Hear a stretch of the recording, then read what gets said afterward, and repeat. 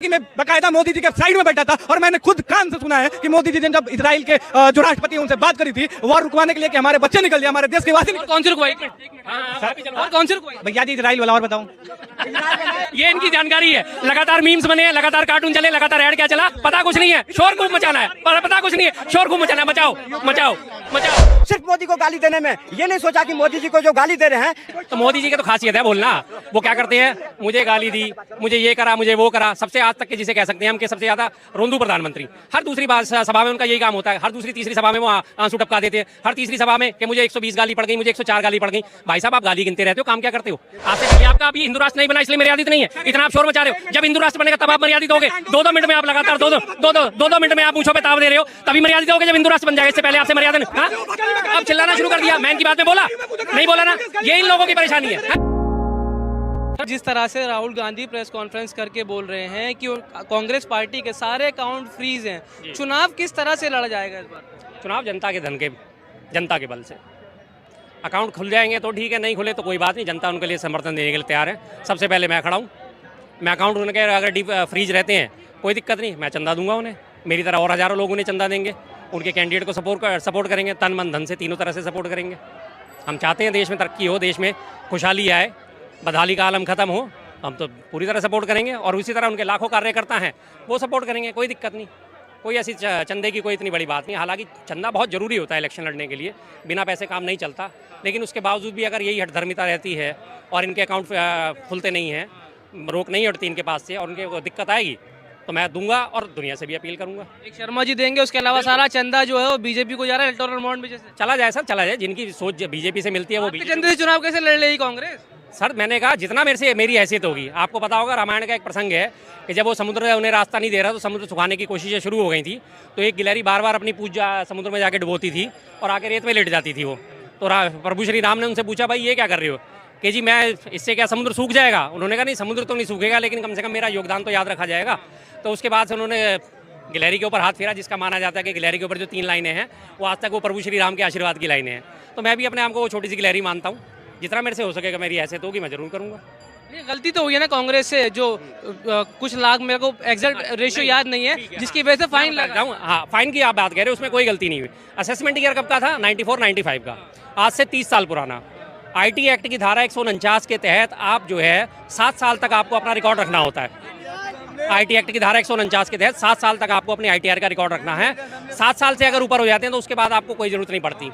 लेकिन उसी के साथ साथ एक प्रोविजन हो रहा है आईटी एक्ट में, वो धारा 148 में है कि आप 10 साल पुराने मामले भी खोल सकते हो। लेकिन कंडीशन क्या है उस 10 साल पुराने मामले खोलने के लिए कि आपका जो है मसला वो 50 लाख से ऊपर का होना चाहिए। मतलब 50 लाख रुपए की जो रकम है वो उससे मैच नहीं अगर खा रही, 50 लाख रुपए की रकम है या 50 लाख से ऊपर की रकम है और वो मैच नहीं खा रही, तो आपको इनकम टैक्स डिपार्टमेंट 10 साल पुराना भी नोटिस आपको भेज सकता है। लेकिन वो रकम कितनी थी? 14 लाख रुपए।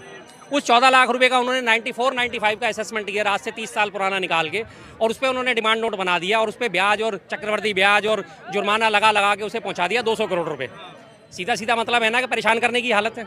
अब वो लोग अपील करेंगे, अपीले प्राधिकरण में जाएगा, इनकम टैक्स कमिश्नर के पास एप्लीकेशन लगेगी, कब वो इस पर हवाला देगा, कब इस पर वो निर्णय लेगा, तब क्या होगा? तब तक इलेक्शन आ चुके होंगे, निपट जाएंगे। सीधी सी बात है, परेशान करने का तरीका। और लास्ट एंड फाइनल निकलेगा क्या कि हाँ जी ये तो ठीक है, क्लैरिकल मिस्टेक थी, सब कुछ था, हम मान जाते हैं और हम आपके अकाउंट खोल देते हैं। लेकिन तब तक अगर 2 महीने बीत गए तो अल्टीमेटली तो परेशान हो गए ना। क्या कांग्रेस पार्टी कोई चलता फिरता भगोड़ा है, कोई जेब कतरा है? अगर आपकी डिमांड निकलती है तो आप उनके जितने आपका अमाउंट है उसे आप रोक लो। आपने निकाला अमाउंट, अभी माना जा रहा था करीब 1200 करोड़ रुपए खाते में उनके जमा है।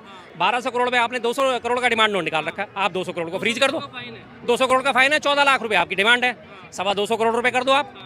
214 करोड़ बनते हैं वैसे तो, लेकिन आप और उसमें 10-20 लाख रुपए लगा के मैं कहता हूँ 225 करोड़ कर दो आप, कोई दिक्कत नहीं। आप उस अमाउंट को फ्रीज कर दो। 1200 करोड़ में से 975 करोड़ तो रिलीज करो आप, लेकिन आपने तो पूरा अकाउंट को फ्रीज कर दिया। आप नियमों की लगातार अवहेलना कर रहे हो।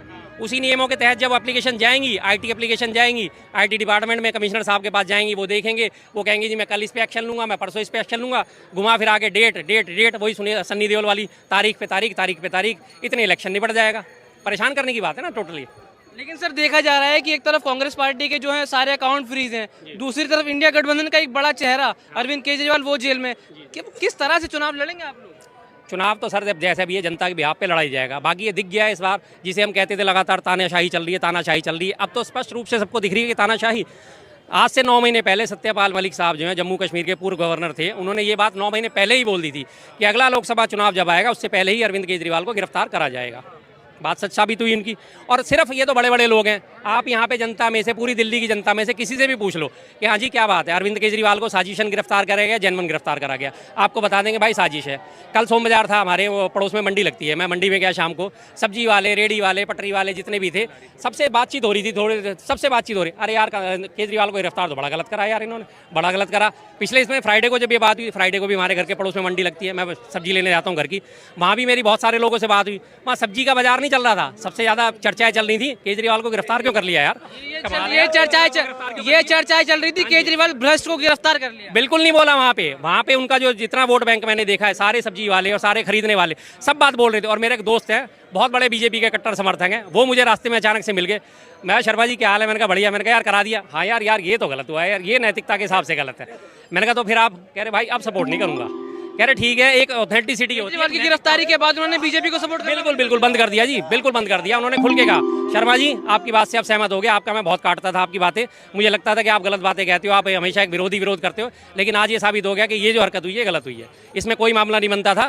कह रहा आज के बाद बीजेपी को सपोर्ट नहीं, मेरी भी थोड़ी नैतिकता बची हुई है, मैं अब सपोर्ट नहीं करूँगा उसको। क्या लग रहा है? अभी शर्मा जी ने गिलहरी की बात करे, कांग्रेस की बात करे, किस गिलहरी की बात कर रहे हो? वो गिलहरी था जो अपनी फर्ज अदा करा और पुल बन गई और लंका पर हो गया फतह, लंका फतह हो गया।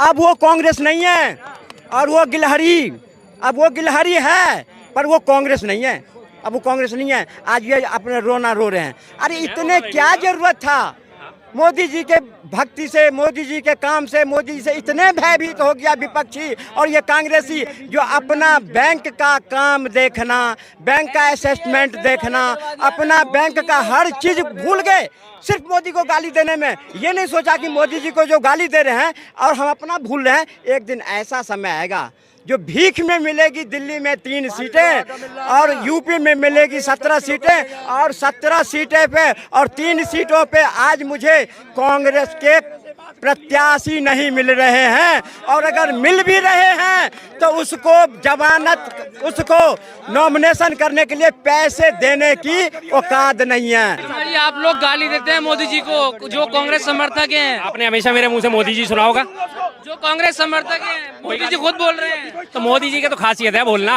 वो क्या करते हैं, मुझे गाली दी, मुझे ये करा, मुझे वो करा, सबसे आज तक के जिसे कह सकते हैं हम कि सबसे ज्यादा रोंदू प्रधानमंत्री।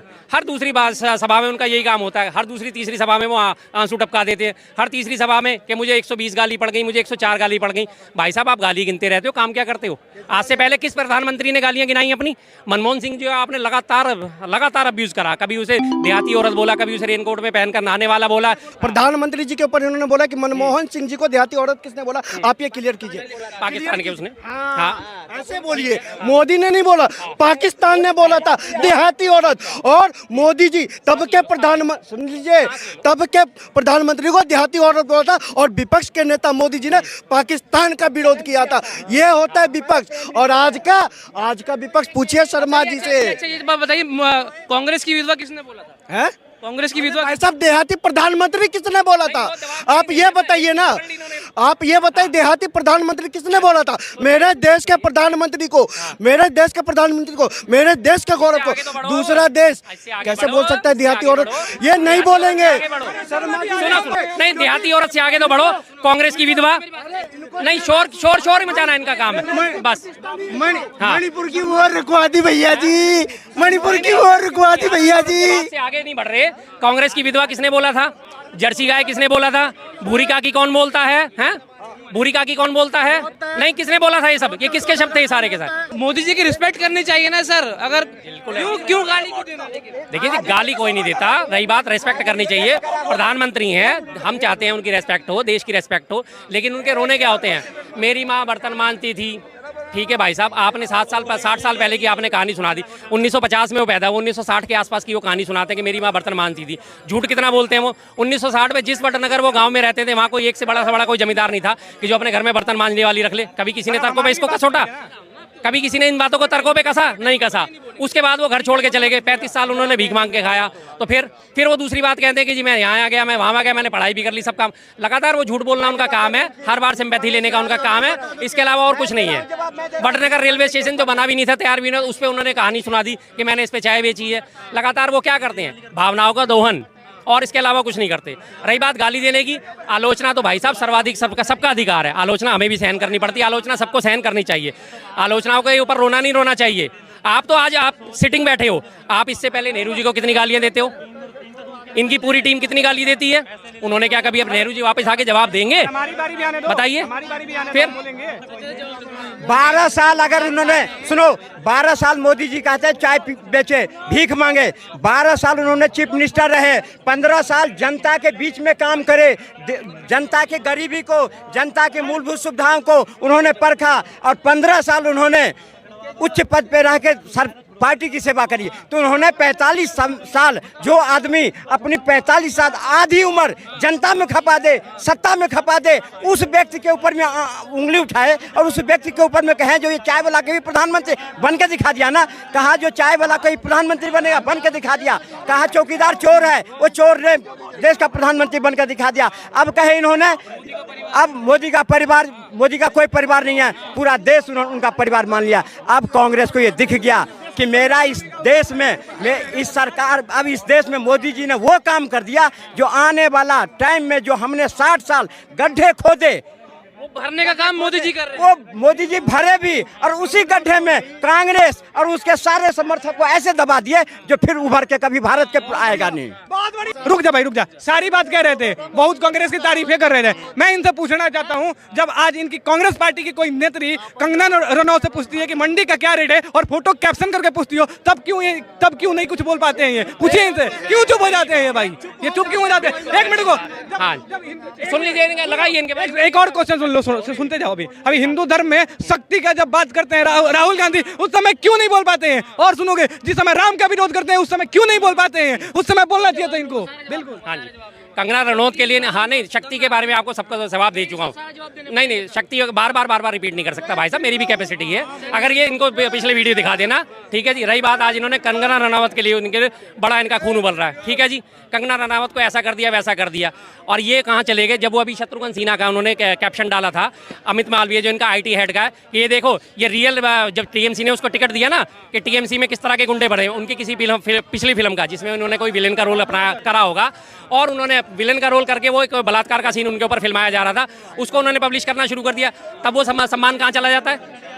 जब वो मणिपुर में लगातार निर्वस्त्र करके बेटियां घुमाई जाती हैं, तब इनको याद नहीं आता, तब इन्होंने एक बार भी बात, हाँ, अब चिल्लाना शुरू कर दिया। मैं इनकी बात में बोला नहीं, बोला ना, ये इन लोगों की परेशानी है, हाँ?